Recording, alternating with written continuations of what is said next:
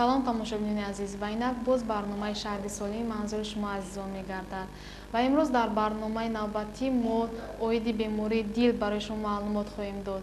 чӣ тавре ки мебинед дар назди ман як нафар бемор қарор доранд ки чанд муддат боз аз ёрии бевоситаи доктор Маҳмуд Кабирӣ худро солим ҳис менамоянд ва биёд беҳтараш аз худи бемор пурсон мешавем ки дар рӯзҳои аввали беморӣ дар кадом ҳолат буданд ва ҳоло саломатиашон чӣ гуна аст. من از دکتر محمود کبیری بسیار بی‌ندارم. من چند سال که من کسل دل داشتم، کسل داولینیا، چند سال که توبت میکنم ناز نمیشدم. خدا با شکر من چند امروز دهم روز سیانساش گرفت شدیم.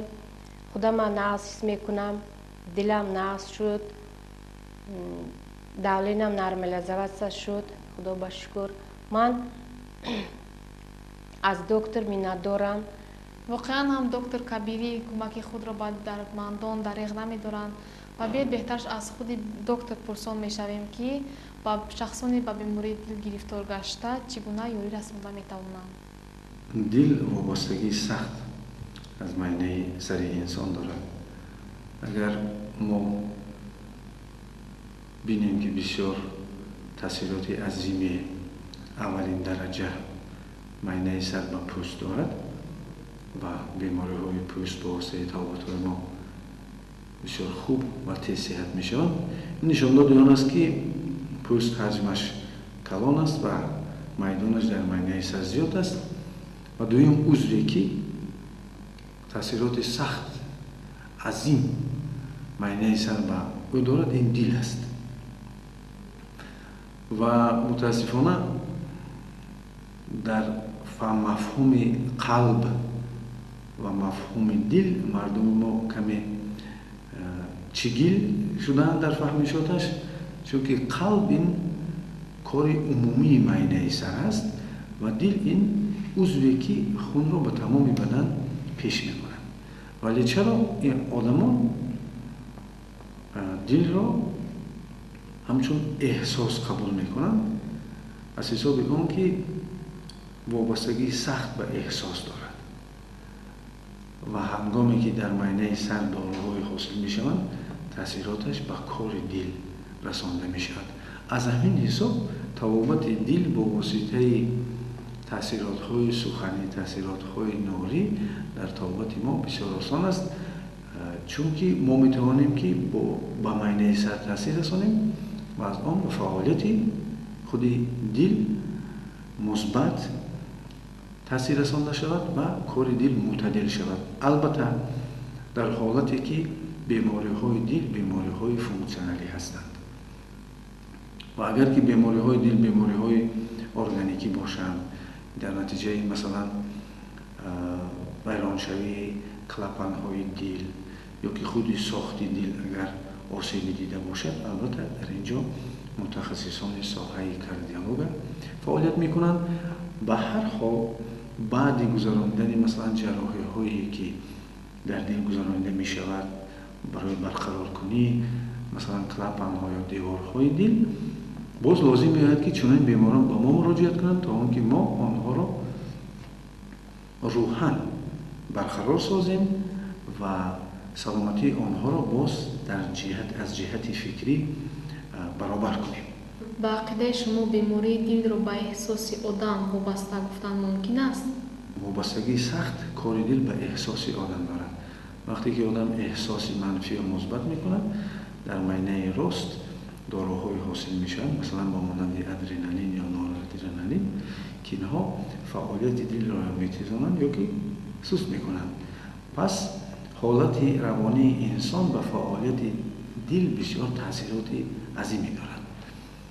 تا اینکه ما آدمان را احساسشان را به یک ترتیبات نیاریم و آنها احساسات منفی یا که از حد زیاد احساس مثبت حتی خنده زیاد یا گریه های زیاد احساسات های منفی یا که قهر و غضب یا کینه و عداوت و نفرت، اینها تاثیراتی عظیم در دل دارند و کار دل را میتوانند نامرتب سازند. مثلا گیریم اگر انسان یگان وقت ترسیدگی باشد یا که واقعی شده باشد که حالتی روانی او را به ترس بیارد، این ترس میتواند که اول کار دل را نامرتب سازد و به بیماری که خیلی میگن تاخیکاردی گرفتار کند. ما میتوانیم به واسطه دارو این تاخیکاردی را برطرف کنیم، ولی خوبترش اون است که ما از مرکز نظارتی که در معاینه سر هست و کار دل را معاینه سر نظارت میکند، ما از آنجا میتوانیم که این مرکز را از حالت انگیزش به حالت بازداری بیاریم و دل انسان را یک مرتبی بیاریم و آن واقعه ناخوشی که با انسان شده است یا که یگان کس را از دست داده است یا که ترسیده است یا که در حالتهای گوناگونی ناگواری احساسی منفی افتیده است، آن حادثه ها را که از معاینه سرش تازه کردیم یا که برای او این حادثه ها را ماهیت آنها را کم کردیم و پس کردیم، کار دل البته مرتب می شود و انسان هایی که بیشتر خاراکتری بد دارند، خاراکتر خصلت های منفی دارند، فعال های ضرر آور دارند، اینها بیشتر به بیماری های دل گرفتار می شوند و البته انسان باید در مناسبت با زندگی باید با عقلانه رفتار کند، چون که وقتی که ما با احساس به این زندگی داده می شویم و در این زندگی ها تضاد ها و ضدیت های زیاد و احساسات های زیادی که هستند می توانند که کار دل ما را نامرتب سازند، از بیان که چنین آدم احساسی و زندگی با احساس می نگرد. خوبترش آن شد که انسان ها با عقل و زندگی نظر کنند و هر حالت خود را از روی عقل بها دهند. البته کار دل بیشتر و احساسات دخالت سخت دارد و بیهوده شاعران ما نگفتند که دلم چنین میگفت و عقلم چنین میگفت و وقتی که احساس و عقل انسان یک نافهمی دارند در یکدیگر، این باعث آن میشود که احساس بر کار دل ضرر رسانده، عقل آن وقت نمیتواند که چنین آدم را از حالت این ناگواری بیرون کند و برای همین ساحه طبی ما هست که روانه شده است به آن که ما چنین آدمان را کمک کنیم و جنجال‌های احساس و عقل، جنجال‌های بین شخص و جمعیت یا که بین شخص‌ها رو یا که بین خود انسان‌ها رو برهم زنیم. خیلی درست قید کردید و یکی از ضررهای بیماری دل رو اینفارکت میگویند. چی باید کرد که انسان به این بیماری گرفتار نشود؟ به قریب همه بیماری‌های دل پیشگیری کرده می‌شوند. از آن جمله آن بیماری که شما قید کردید، اینفارکت، که چیزی که با زبان تاجیکی میگن سکته دل.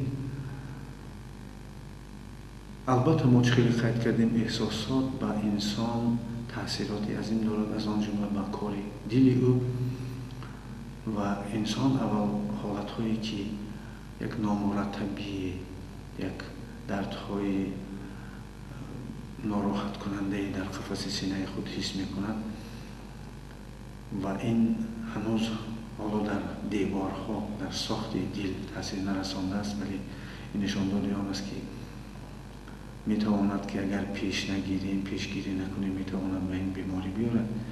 برای انسان مثلا که به این فرق گرفتار شود چندین سال لازم است که چون این انسان طرز حیاتی نادرست برد، حرکتی کم کند، احساسات های منفی زیاد داشته باشد و بیماری فشار بلند خون گرفتار شده باشد و البته میتواند که ایمونیتت یعنی قوای مسئولیت محافظتی و فرشته سلامتیش سوس شده باشد که تواند که در این حالت ضررهای زهرهای بیماری‌های گوناگون به دل رسند. به هر حال طب حاضره‌ای که عنعنوی که فعالیت میکند توانسته است که با واسطه دارو آدمان را پیشگیری کند از بیماری‌های به مانند اینفارکت، ولی ناگفته نماند که تاثیرات سخت و کار و فعالیت دل احساس انسان دارد و بیهوده در صوفیزم تصوف ما گفته است که انسان باید احساس خود را داشته تواند. و حدیثی از پیغمبر گرامی محمد صلی الله علیه و سلم است که میگوید که هر کی غضب خود را نگاه داشته تواند، روز قیامت خداوند غضب خود را از او نگه می‌دارد. یا که جای دیگری گفته شده است که در دلی که نفرت و کینه هست نور خداوندی بوده نمیتواند. برای صحبت پرمضمونتان به شما تشکر میگوییم. خب بینندگان عزیز، این بود برنامه امروزینه شهد سالمی. تا برنامه‌های آینده تنسیت خانه باشید.